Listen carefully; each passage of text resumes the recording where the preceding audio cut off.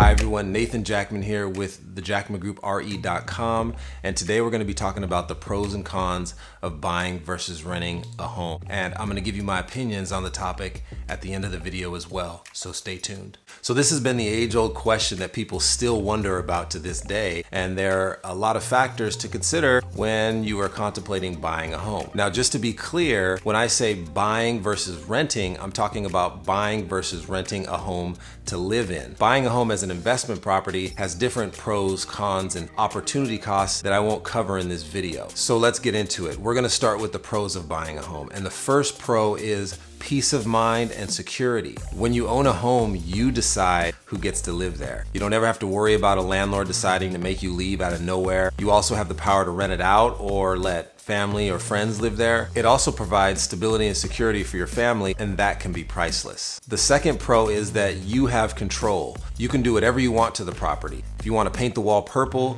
you can. If you want to put holes in the walls to hang pictures, you can. If you want to take out a plant you don't like and replace it with your favorite Japanese maple, you can do that too. Pets, satellite dishes, it's up to you. You can renovate your house and you don't need to ask anyone's permission. You just do what your heart desires and that's it. Of course, HOA rules, city and or county codes and regulations should be followed, but the point is that you don't need to ask a landlord to do anything when you own your own home because it's yours. Okay, the third thing is monthly payments remain stable. With fixed rate mortgages, your monthly principal and interest payments will stay the same for the entire period of the loan. This will make it easier to plan and budget, as opposed to rental rates, which may rise over time. Keep in mind that property taxes and HOAs can increase over time and could affect your monthly payment, but the rise in these variables are usually lower than typical rent increases. Okay, the fourth pro, potential tax benefits. You may be able to deduct the interest on your mortgage and property taxes. These tax savings may offset a portion of the cost of owning your home. For instance, on most 30-year fixed mortgages, your interest and taxes could be as much as like 70% of your monthly payment. So being able to write those off against your taxes can save you a ton of money. So when you're comparing renting versus buying, this is one of the major factors to consider. Now, of course, make sure to talk with your tax person to get details on what this means for your specific situation. Now, the fifth pro of owning your own home is that it gives you the opportunity to create equity and increase your net worth. And there are a few parts to this. Now, the first part is that if you buy a home for under market value, you're increasing your net worth instantaneously. Now, the second part of this fifth pro is every time you make a payment on your mortgage, you're paying off a small amount of your principal balance. So not only are you saving money on your taxes with write-offs, as I mentioned before, you are also paying your principal balance down, which is creating equity in and of itself. Furthermore, if the value of your house increases year after year, your equity increases even further, and this can be a significant amount of money every single month. So the third part of this pro is that you're getting a pretty good potential return on investment by using leverage. So for example, let's say you put 10% down on a $500,000 house. You would be investing $50,000 to control a $500,000 asset. So if your home increases in value by say 3% per year or $15,000, you would basically be getting a return on investment of $15,000 on the $50,000 that you invested, which is like a 30% return on investment. Of course, if we go deep into the numbers, we need to factor in maintenance costs, depreciation, and other things as well. And finally, even if the value of your house goes down, you're still paying on your principal every month, creating equity, and are still able to fully reap all the benefits of owning your own home. And you just don't find this in many other investments. Okay, so now let's talk about the cons of buying. The first con of buying a home is that there's a larger entry cost than there is to renting. There's also an opportunity cost because you're investing your down payment money in a home instead of in another investment. So for a home that costs say $400,000, that's a down payment of $12,000 that you would have to come up with if you wanted to write an offer. In addition to that, there are other costs to buying a home such as inspections, appraisals, closing costs, etc. The second con of buying a home is that there's less flexibility than renting. Selling or refinancing a home takes time and money, so therefore your investment is less liquid. So if you want to move, you have to either rent it out or you have to sell. Furthermore, you're at the mercy of the market. If you find you need to sell quickly in a buyer's market, it may take even more time to sell and you may get less money. In order to avoid these issues, you should really look at buying a home as a long long-term investment in my opinion. Now, the third con of buying a home is upkeep and maintenance. When you own a home, you're responsible for repairing anything that breaks and for all the upkeep. You pay for water, garbage, electricity, and all of the utilities. Okay, the fourth con of buying a home. Property value can depreciate in the short term. This really can happen at any time after you buy a house. If this happens, your short-term options in terms of using your home's equity to invest in more real estate or to help you pay for other expenses may be limited or even off the table until you have enough equity. But as long as you can still afford the monthly mortgage payment and property taxes, you're still getting most of the benefits mentioned so far. Long term, your home will likely appreciate, which is why home ownership is more of a long-term investment. Okay, so now let's get into the pros of renting. First of all, there's just a lower entry cost than buying. Renting typically requires first and last month's rent along with a security deposit to get your application accepted. As an example, in California, a typical $500,000 home would rent for around, say, $2,000 a month. So to rent that home, you're looking at, say, $5,000 to move in.